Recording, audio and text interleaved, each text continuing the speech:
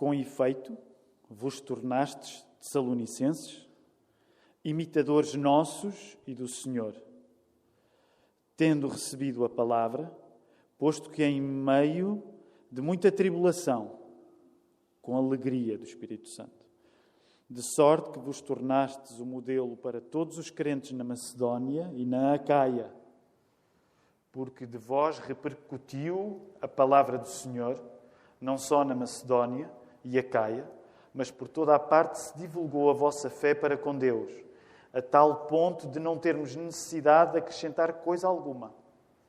Pois eles mesmos, no tocante a nós, proclamam que repercussão teve o nosso ingresso no vosso meio e como deixando os ídolos, vos convertestes a Deus para servirdes o Deus vivo e verdadeiro. E para aguardardes dos céus o seu Filho, a quem Ele ressuscitou dentre os mortos, Jesus, que nos livra da ira vindoura. Podemos olhar à nossa volta, saudar-nos uns aos outros. Estamos socialmente distantes, mas uns com os outros em comunhão. Podemos voltar a ficar sentados. Vamos até regresso à palavra de Deus. Nós começámos na semana passada este estudo novo, nas cartas que Paulo escreveu aos Tessalonicenses. E neste estudo novo, este é o segundo domingo. A mensagem que vos quero pregar nesta manhã chama-se Quando a ira dos outros manda em nós. Quando a ira dos outros manda em nós. E hoje gostava de vos falar numa palavra que provavelmente nem sempre é assim tão usada por nós, que é a palavra ira. Provavelmente usamos mais a palavra irritação.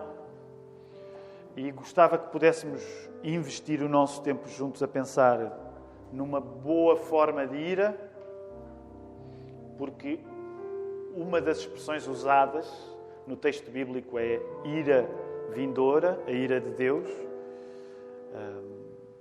E, portanto, queremos estar a considerar qual o significado destas coisas para nós.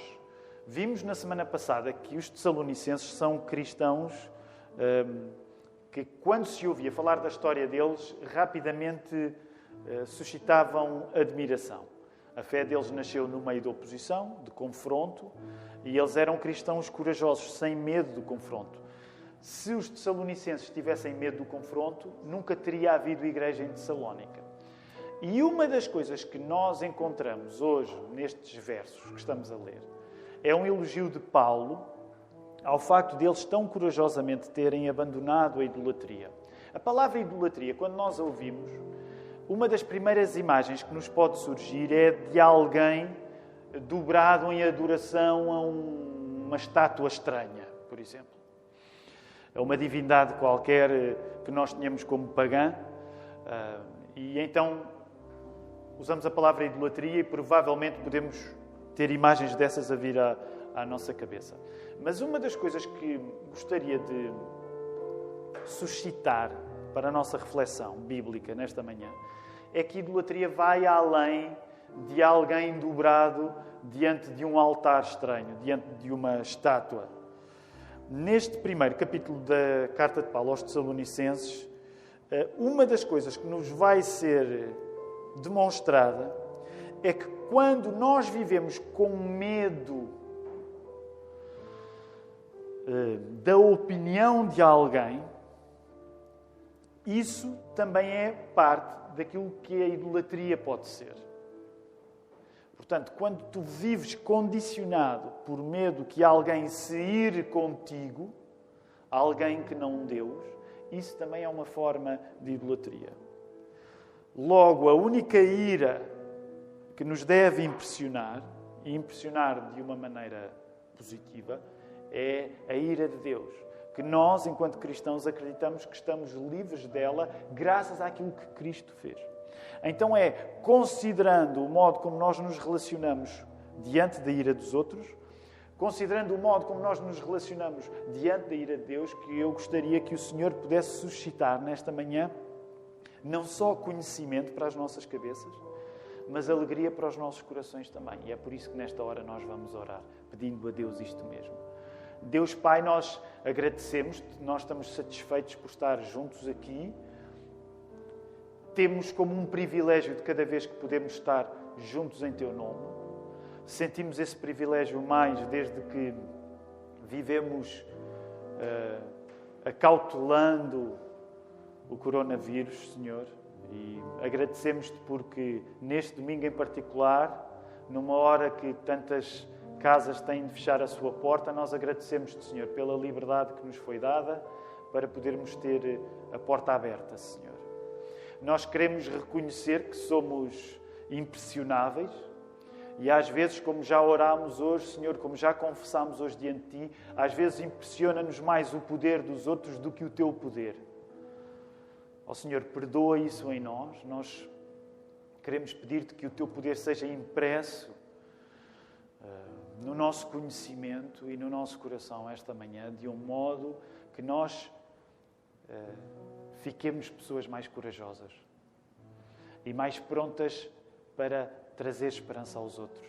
E é isso que nós te queremos pedir nesta hora que Tu possas fazer, em nome do Senhor Jesus. Amém. Então vamos voltar até ao texto bíblico. Hoje nós temos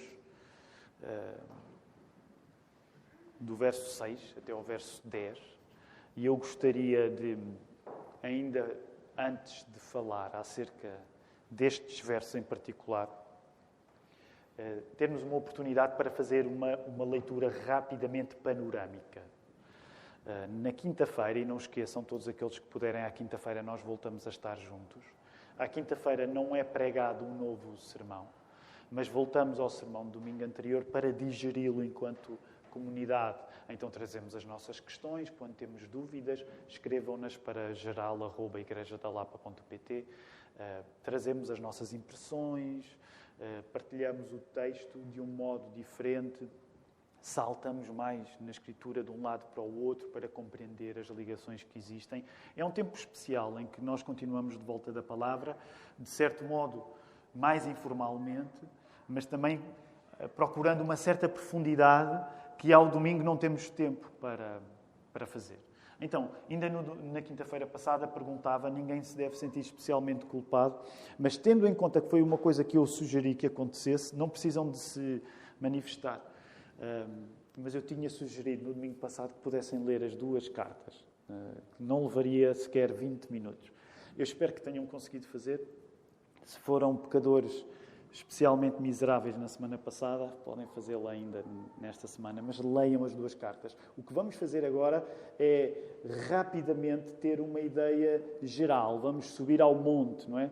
E, portanto, vamos olhar à distância para termos uma perspectiva global da primeira carta de Paulo aos Tessalonicenses. E por causa disso, vamos também poder ter aqui projetado esta ideia panorâmica da carta aos Tessalonicenses. O apóstolo Paulo escreve, e basicamente a primeira carta que ele escreve aos Tessalonicenses, uma igreja lá na Grécia Antiga, existem duas teses fundamentais, portanto, duas ideias principais, e estas duas ideias principais estão entrecortadas por 3 orações.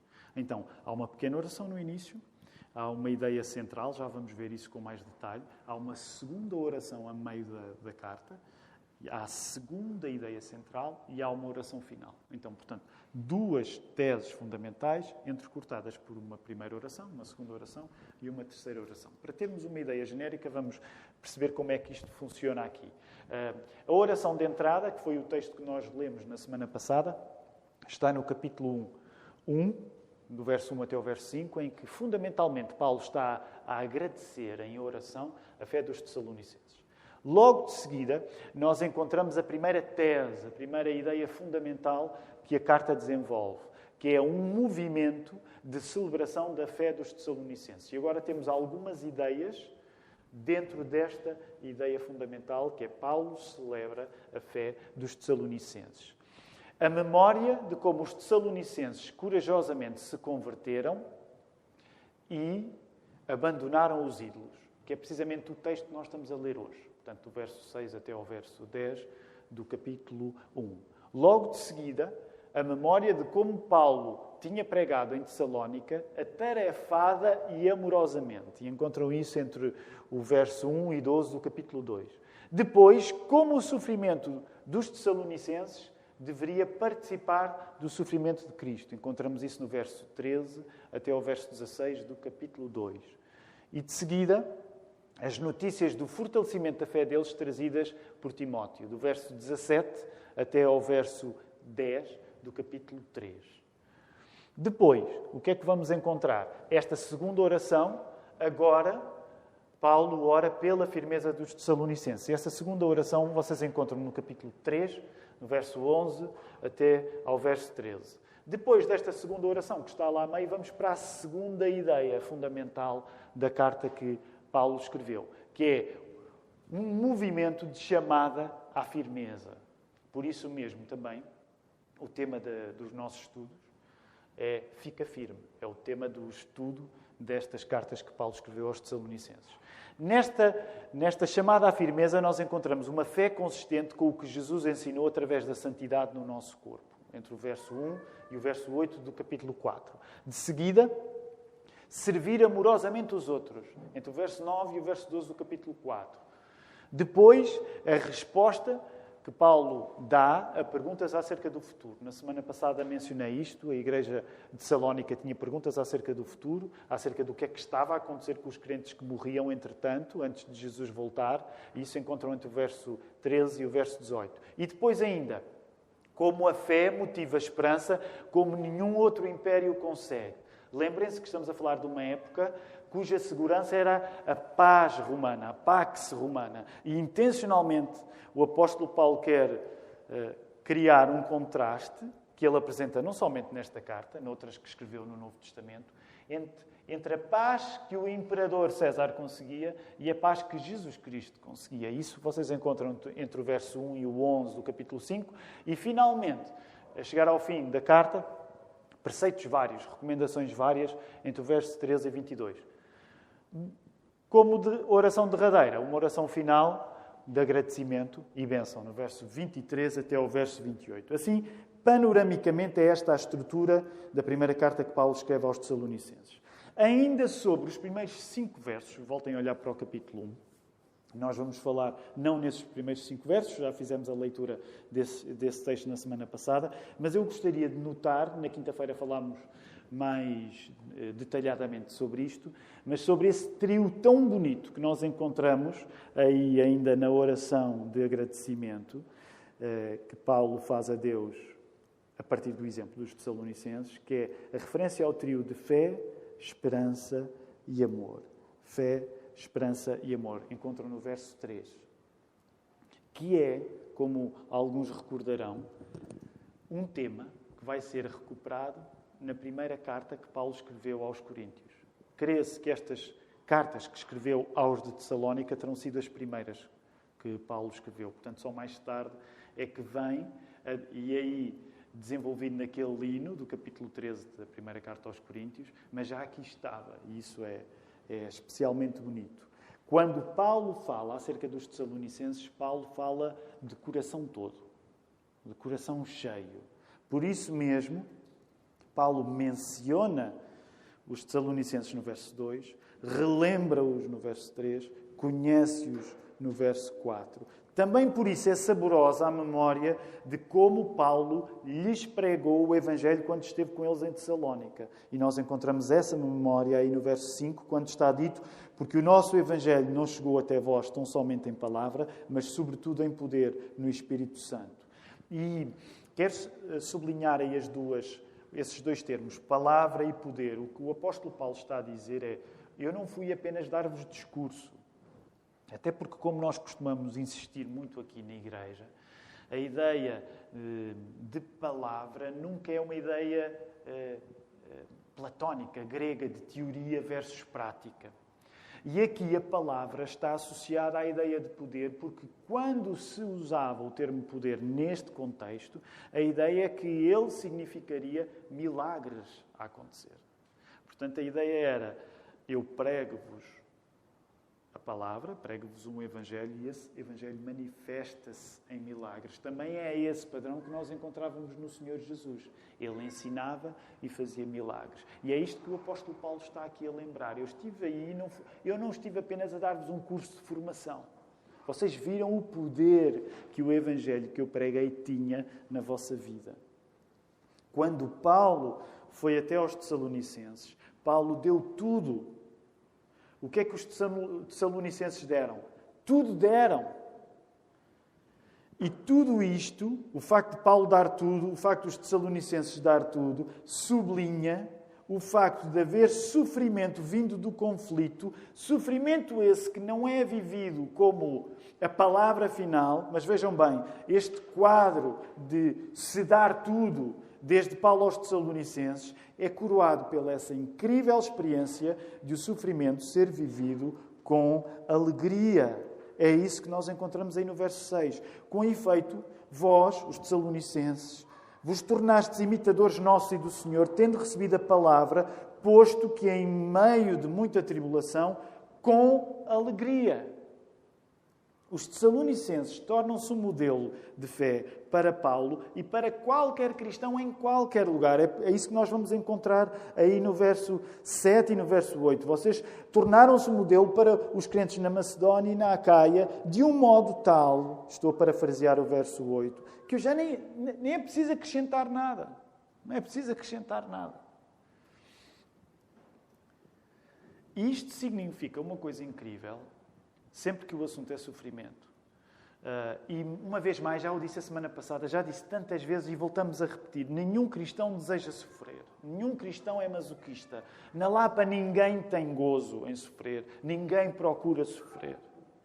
Mas uma das coisas que sabemos com a Bíblia aberta é que é impossível ser cristão sem sofrer. E por isso ficamos muito consolados quando lemos este texto e compreendemos, vejam bem, que diante da experiência do sofrimento é possível ter alegria. É possível ter alegria. Agora deixa-me colocar isto pela negativa. Há uma alegria no sofrimento que nos é impossível quando nós não vivemos como os Tessalonicenses viveram, quando nós não vivemos como o apóstolo Paulo viveu, que é quando nós vivemos as coisas, a fé, pela metade. Por isso é que seria muito importante para nós termos uma ideia de quem estes Tessalonicenses, que são pessoas que quando dão tudo. Corresponde ao padrão que conheceram em Paulo. Quando Paulo dava tudo. Sabem que essa é uma das coisas que, quando preparava esta mensagem, me fazia lembrar, e estamos contentes, o pastor Filipe já mencionou isso, o Mark vai chegar em breve. O Mark, a Ana e a Terza, uma vez que a Bria e a Sahara já estão a estudar lá nos Estados Unidos. Mas uma das coisas que, quando estava a preparar esta mensagem, nós estamos cheios de saudades do Mark, eu tenho muitas saudades do Mark, e quando preparava esta mensagem, lembrava uma coisa que todos aqueles que já passaram algum tempo com o Mark provavelmente já ouviram, que é uma ideia que ele repete com muita frequência. E agora vou usar no inglês original, apesar do Mark falar em português quando está connosco. Mas essa ideia é all in. Dar tudo. Tudo o que existe, estar dentro da questão. E então é esta ideia que está a acontecer no texto. Quando nós vivemos, damos tudo. Nós não damos metade. O Mark passa a vida a transmitir esta ideia, não só aos outros pastores, mas a esta igreja toda. E isso, acreditem, é um encorajamento extraordinário. A ideia de que quando nós confiamos em Cristo, nós temos que confiar com a medida completa, com a medida toda. E por isso mesmo eu quero te dizer, não para que tu te sintas culpado, mas para que tu te sintas desafiado pela palavra. Quando tu passas circunstâncias em que no meio do sofrimento não consegues sentir alegria, talvez seja porque não estás a dar tudo. Claro que qualquer pessoa pode dizer, Tiago, mas ninguém consegue dar tudo. Sim, no certo sentido, nunca ninguém consegue dar tudo. Mas o que seria importante diante deste texto bíblico é tu ganhares uma admiração pelos Tessalonicenses tal, tu ganhares uma admiração por Paulo tal, em que tu peças a Deus, Deus, ajuda-me a dar tudo, a não viver as coisas pela metade. E se uma parte do exemplo que que os Tessalonicenses são para nós é esta alegria no sofrimento. Outra, como vemos no texto, sobretudo a partir aí do verso 9, tem a ver com o modo como eles abandonaram a idolatria. Olhem aí para o verso 9. Proclamam que repercussão teve o nosso ingresso no vosso meio, como deixando os ídolos, vos convertestes a Deus para servirdes o Deus vivo e verdadeiro e para aguardares dos céus o seu Filho, a quem Ele ressuscitou dentre os mortos, Jesus, que nos livra da ira vindoura. Então, há aqui uma coisa que eu quero chamar a tua atenção agora que entramos no capítulo da idolatria, que é muito importante hoje nesta mensagem. É curioso que quando Paulo fala em idolatria, a ênfase não está em negar a existência de outras entidades espirituais, mas em negar que um cristão possa ficar debaixo da autoridade delas. Quando Paulo fala em idolatria na Bíblia, o que ele está a sublinhar não é que, uma vez que só existe Deus, não existe qualquer outro tipo de poder espiritual sobre nós. Não é isso que o apóstolo Paulo está a querer dizer. O que Paulo assinala quando fala da idolatria é o poder ao qual nós nos podemos expor. Portanto, o que é que isto quer dizer? Nós, como cristãos, de facto, acreditamos que Deus é só um. Acreditamos que qualquer outra coisa que reclame para si divindade é uma fraude, é mentira. Mas isso não significa que não existam outros poderes espirituais. Por isso mesmo nós acreditamos na existência de Deus, dos seus anjos, e acreditamos que o diabo existe realmente e os seus demónios também. Por isso mesmo, o ano passado, quando estudávamos os Atos dos Apóstolos, nós víamos que era impossível a Igreja crescer sem que crescesse uma oposição às autoridades espirituais que acabavam por fazer parte da vida das pessoas no paganismo em que elas viviam. Então, uma das coisas importantes que nós devemos reter quando o assunto é idolatria é que, se é verdade que só há um Deus verdadeiro, isso não significa que as nossas vidas não possam ser marcadas pela influência espiritual de entidades na nossa vida. E que, nesse sentido, nós podemos viver oprimidos por deuses que, não sendo deuses verdadeiros, como Deus é, são, no entanto, parte deste grande trânsito espiritual que existe desde que o mundo é mundo. Portanto, uma das coisas que gostava de chamar à vossa atenção nesta manhã é que largar a idolatria, na linguagem do Novo Testamento, largar a idolatria nunca se resume ao modo como nós nos relacionamos com a existência espiritual superior a nós, mas tem a ver com o modo como tu te relacionas com existências espirituais superiores a ti e como existências humanas podem ter o mesmo tipo de influência. Onde é que eu quero chegar com isto? Idolatria é não somente o modo como tu podes adorar um falso Deus, que na verdade ele não é um Deus verdadeiro, mas idolatria também está relacionado com o modo como tu te podes expor a uma autoridade humana, de pessoas.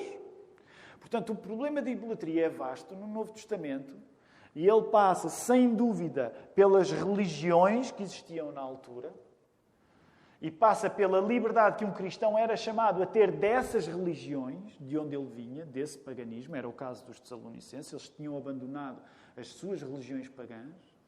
Mas idolatria também está relacionada com o facto como tu não vives debaixo da autoridade dos homens como a autoridade final na tua vida. E deixa-me dar um exemplo disto, que é um exemplo de como as coisas aconteceram quando o apóstolo Paulo lá foi pregar o Evangelho em Tessalónica. Lá em Atos 17, 7, vocês não precisam de abrir. Quando o Evangelho é pregado em Tessalónica, a reação é grande, existe uma grande hostilidade contra a pregação de Paulo. E uma das coisas que acontece é que um crente lá, Jason, é acusado de ir contra o poder de César. Compreendem? Logo, a lógica é esta. Quando Jesus Cristo era pregado, a oposição que se criava, a má vontade que existia contra os cristãos, acusava-os de estarem a ir contra o poder dos homens, contra o poder de César. Sabem que essa é a razão? pela qual, nos primeiros tempos da era cristã, os cristãos eram muitas vezes acusados, não sei se têm ideia disto, mas os cristãos eram muitas vezes acusados de serem ateus. Okay? Os cristãos eram acusados de serem ateus por não honrarem que César tivesse uma importância final na vida deles.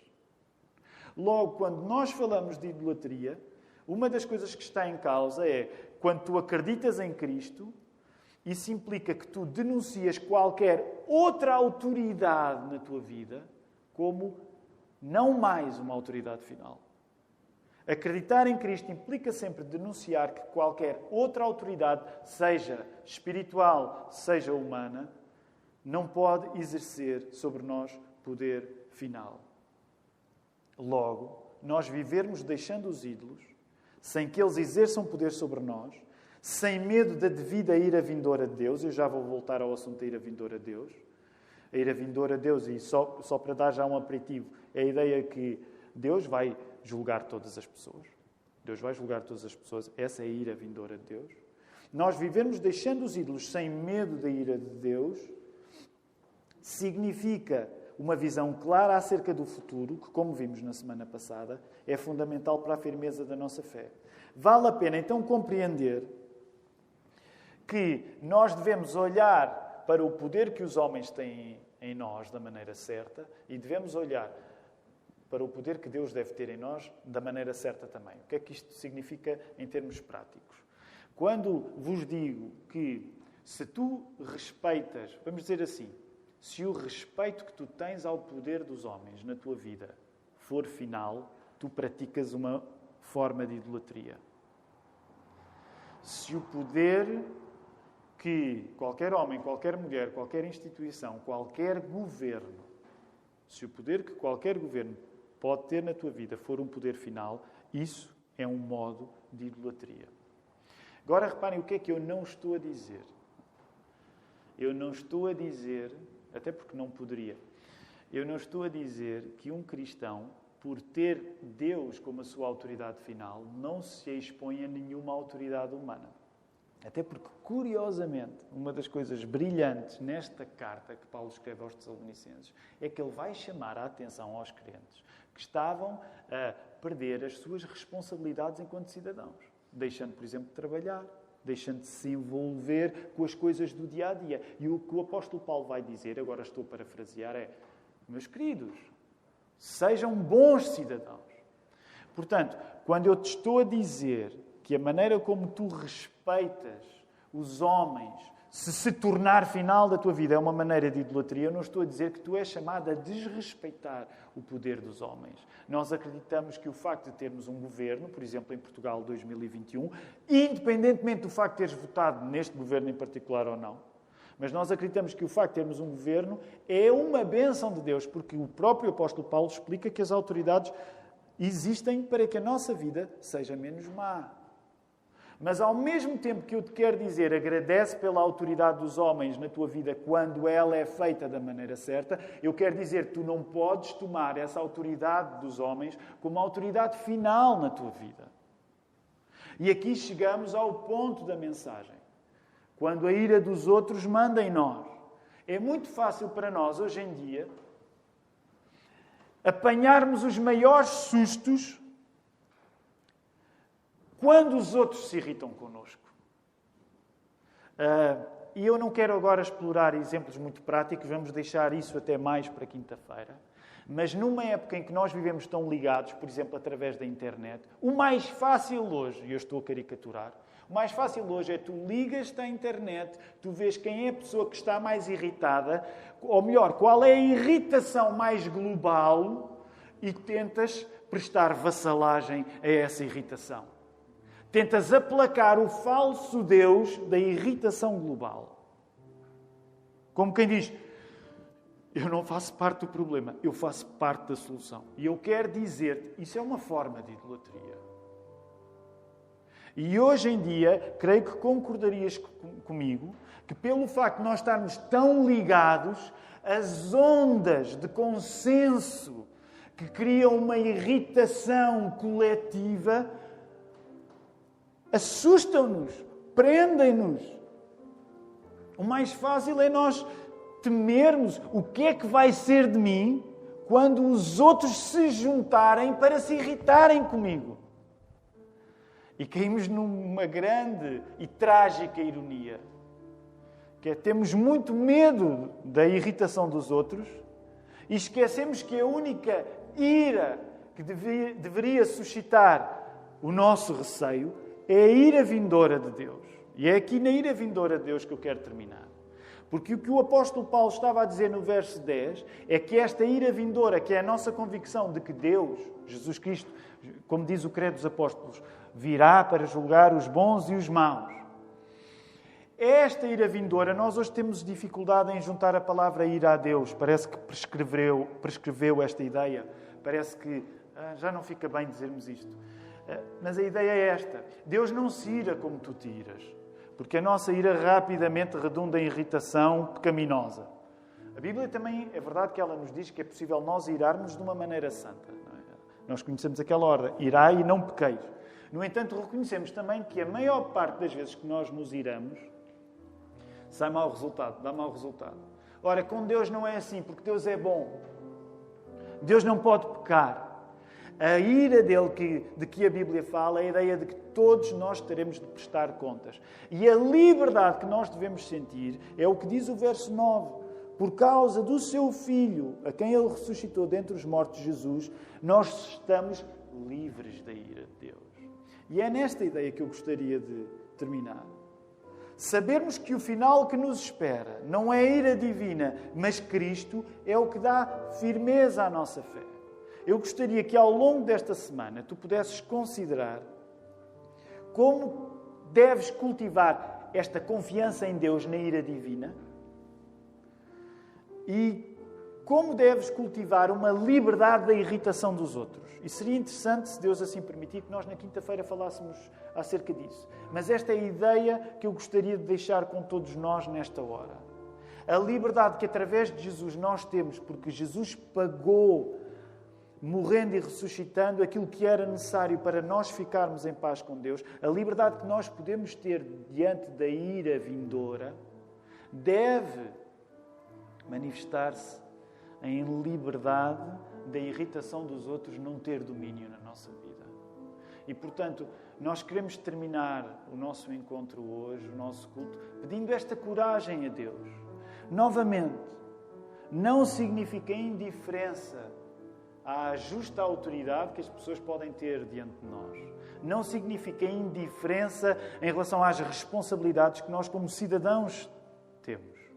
Mas significa, sem dúvida, uma liberdade de nós não sermos dominados pela ira dos outros e estarmos livres diante de Deus, graças a Jesus Cristo. Quero convidar-vos a poderem ficar em pé. Vamos orar.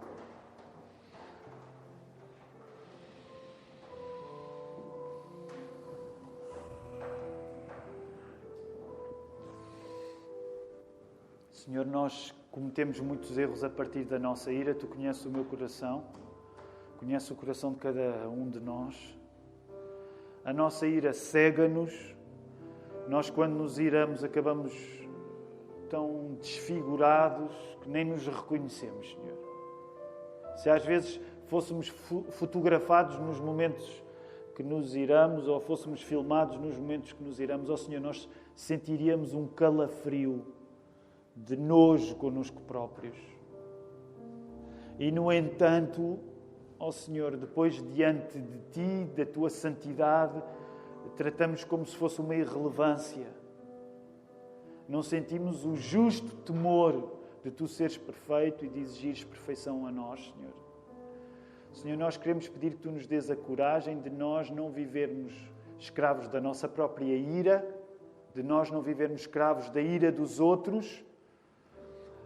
E nessa liberdade que sentimos, de não vivermos escravos da nossa ira e da ira dos outros, que nós sejamos estes agentes de liberdade em Ti, de confiança que Tu és connosco em qualquer circunstância, mesmo naquelas que envolvem sofrimento. E que isto, uma vez mais, Senhor, te pedimos, domingo após domingo, possa resultar em esperança para nós e para as pessoas à nossa volta. Recebam a bênção do Senhor. Que a graça do Senhor Jesus seja convosco, agora e para sempre. Amém. Podemos ficar sentados.